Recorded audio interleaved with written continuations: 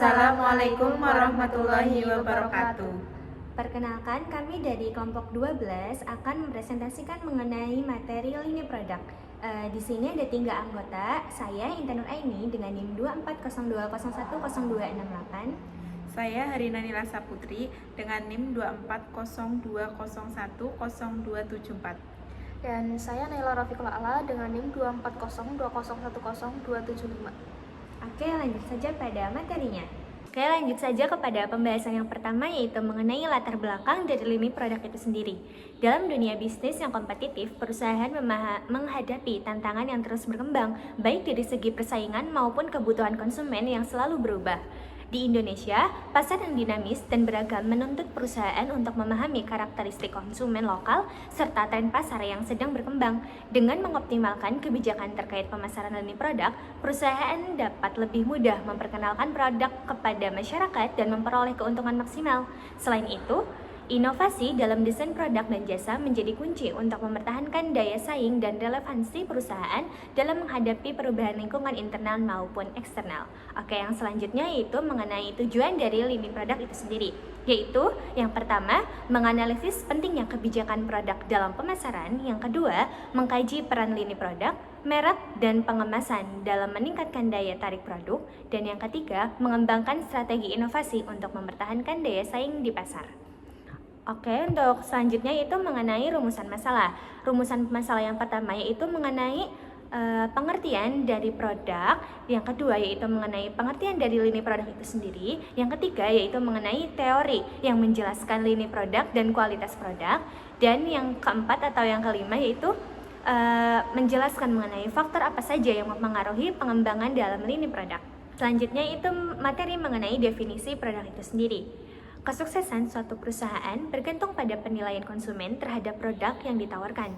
Jika konsumen memberikan nilai positif terhadap suatu produk, maka secara otomatis produk yang ditawarkan akan sukses di pasar. Begitu pula sebaliknya.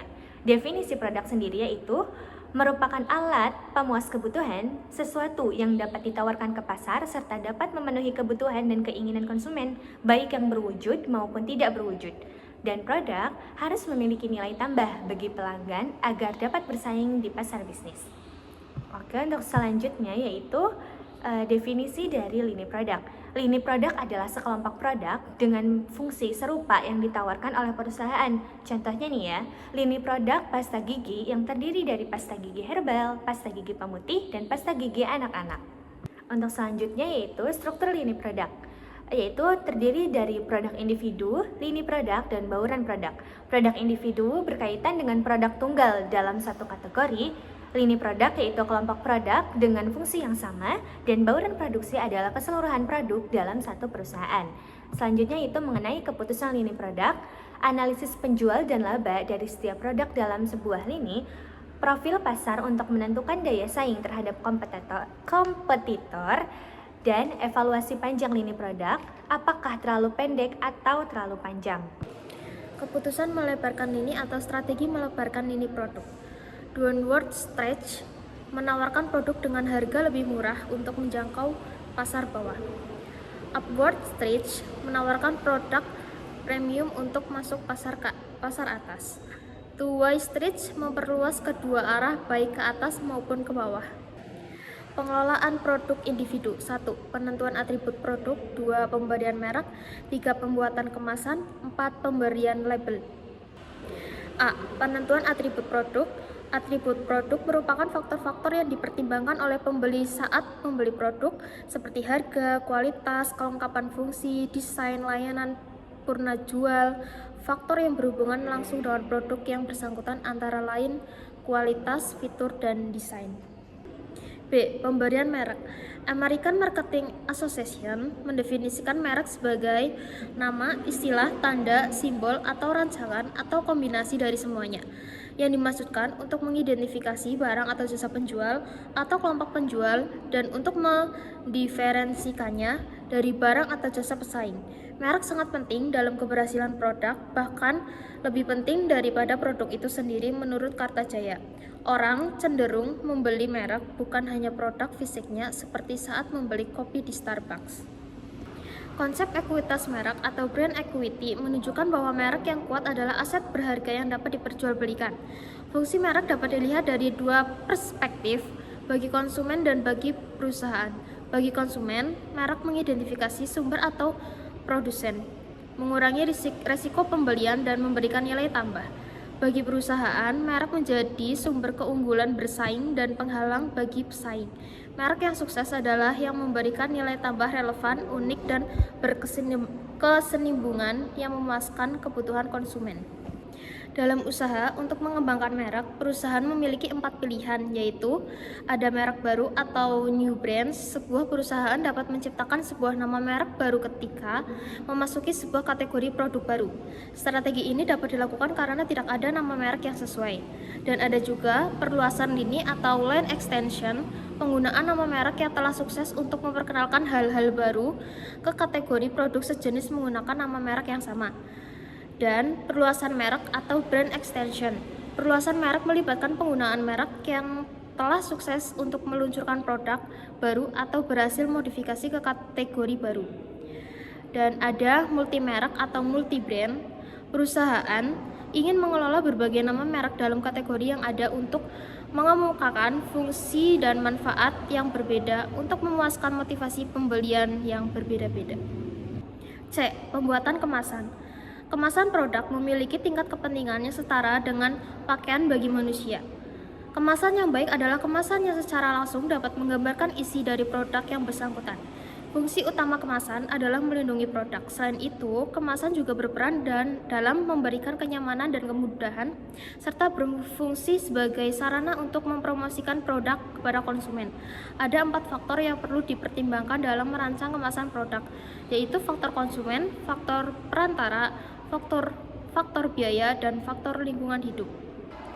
Selanjutnya, D. Pemberian label. Jika merek adalah nama, simbol, atau kode untuk mengidentifikasi produk, maka label adalah segala bentuk yang berfungsi deskriptif atau menginformasikan bagi produk.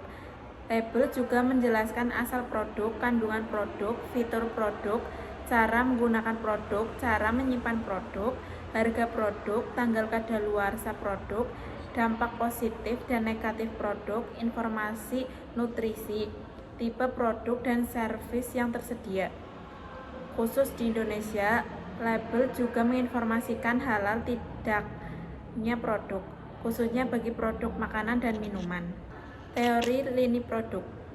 Menurut Abdullah dan Tantri, lini produk adalah sekelompok produk yang saling terkait karena melakukan fungsi yang sama atau mirip, dipasarkan melalui saluran distribusi yang sama, atau memiliki kisaran harga tertentu. Keragaman produk atau lini produk adalah kumpulan seluruh produk dan barang yang ditawarkan penjual tertentu pada pembeli. Keragaman produk terdiri dari kelengkapan produk dan barang yang dijual, macam merek yang dijual, variasi ukuran barang yang dijual, ketersediaan produk yang dijual. Strategi pengembangan produk. 1. Modifikasi bauran. 2. Perluasan lini. 3. Produk komplement. 4. Diverifikasi. Yang pertama, modifikasi bauran produk, yaitu mengembangkan produk baru dengan fitur atau manfaat yang belum ada sebelumnya untuk menarik perhatian konsumen. Yang kedua, perluasan lini produk, yaitu memperbarui produk yang sudah ada seperti meningkatkan kualitas, desain, atau menambahkan fitur baru. Yang ketiga, menambah citra manfaat produk atau produk komplement, yaitu memperluas portofolio produk dengan menambahkan kategori produk baru yang relevan dengan pasar sasaran. Yang keempat, diverifikasi produk, yaitu mengadaptasi produk agar sesuai dengan tren dan preferensi konsumen yang sedang berkembang. Selanjutnya, teori kualitas produk. Definisi kualitas atau quality sebagaimana yang diambil oleh American Society for Quality dalam Reiner and Heiser adalah totalitas bentuk dan karakteristik barang atau jasa yang menunjukkan kemampuannya untuk memuaskan kebutuhan-kebutuhan yang tampak jelas maupun tersembunyi. Kualitas merupakan totalitas fitur dan karakteristik yang mampu memuaskan kebutuhan yang dinyatakan maupun tidak dinyatakan. Kualitas mencakup pula daya tahan produk, kehandalan, ketepatan, kemudahan operasi, dan perbaikan, serta atribut-atribut nilai lainnya. Beberapa atribut itu dapat diukur secara objektif Dari sudut pandang pemasaran, kualitas harus diukur sehubungan dengan persepsi kualitas para pembeli. Menurut 3 para ahli, yang pertama W. Edward Deming, kedua Philip B. Cosby, yang ketiga Joseph M. Juran. Ketiga persepsi tersebut menjadi dasar pemikiran dalam total quality management. Ketiga tersebut mendefinisikan mengenai kualitas, yaitu kualitas merupakan suatu kondisi dinamis yang berhubungan dengan produk jasa, manusia, proses, dan lingkungan yang memenuhi atau melebihi harapan. Faktor yang mempengaruhi pengembangan lini produk. Pengembangan produk merupakan suatu kegiatan atau aktivitas yang dijalankan dalam menghadapi yang berkemungkinan akan merubah sebuah produk ke arah yang lebih baik agar bisa memberikan manfaat maupun kepuasan yang lebih tinggi. Karena produksi merupakan suatu hal yang primer dalam kehidupan. Strategi pengembangan produk melibatkan berbagai tahap penting, seperti penciptaan ide, penyaringan ide, pengembangan konsep, strategi pemasaran, analisis usaha, market testing, hingga komersialisasi. Proses ini sangat dipengaruhi oleh sejumlah faktor utama yang mempengaruhi pengembangan lini produk. Berikut adalah kaitan antara keduanya. Pertama, perubahan tren pasar. Pada tahap penciptaan ide, perusahaan harus memanfaatkan wawasan mengenai tren pasar terbaru. Ide-ide baru yang dihasilkan perlu disesuaikan dengan preferensi konsumen yang terus berubah agar tetap relevan. Selain itu, market testing berfungsi untuk memastikan bahwa produk yang dikembangkan sesuai dengan kebutuhan pasar saat ini. Yang kedua, inovasi teknologi. Pada tahap pengembangan dan pengujian konsep, kemajuan teknologi memainkan peran penting. Teknologi memungkinkan pengembangan fitur-fitur baru yang lebih inovatif, sehingga menciptakan produk dengan nilai tambah bagi konsumen. Selain itu, pengembangan produk seringkali melibatkan teknologi untuk menghasilkan desain yang menarik dan efisien. Yang ketiga, kebutuhan dan keinginan konsumen. Pemahaman mendalam mengenai kebutuhan konsumen sangat berperan dalam penyaringan ide. Ide-ide yang tidak relevan dengan kebutuhan konsumen dapat dieliminasi pada tahap ini. Lebih jauh, pada tahap pengembangan strategi pemasaran, segmentasi pasar yang dirancang harus berbasis pada hasil riset kebutuhan dan keinginan konsumen. Yang keempat, kondisi ekonomi. Situasi ekonomi mempengaruhi perencanaan komersialisasi. Dalam kondisi ekonomi yang sulit, perusahaan perlu merancang produk yang lebih terjangkau, baik dari sisi harga maupun variasi. Analisis usaha juga harus mempertimbangkan daya beli konsumen untuk memastikan kelayakan finansial dari produk yang akan diluncurkan. Kesimpulan, dalam dunia bisnis yang semakin kompetitif, perusahaan yang menghadapi tantangan besar untuk memenuhi kebutuhan konsumen yang terus berubah. Kebijakan produk yang mencakup lini produk, merek, dan pengemasan memegang peranan penting dalam menciptakan identitas dan daya tarik produk di mata konsumen. Di pasar Indonesia yang dinamis dan beragam, perusahaan dituntut untuk memahami karakteristik konsumen lokal serta tren pasar yang berkembang demi mengoptimalkan strategi pemasaran dan meningkatkan keuntungan. Selain itu, inovasi dalam desain produk dan jasa menjadi elemen utama untuk mempertahankan daya saing di tengah perubahan lingkungan internal maupun eksternal. Sekian presentasi dari kami, mohon maaf apabila ada kesalahan.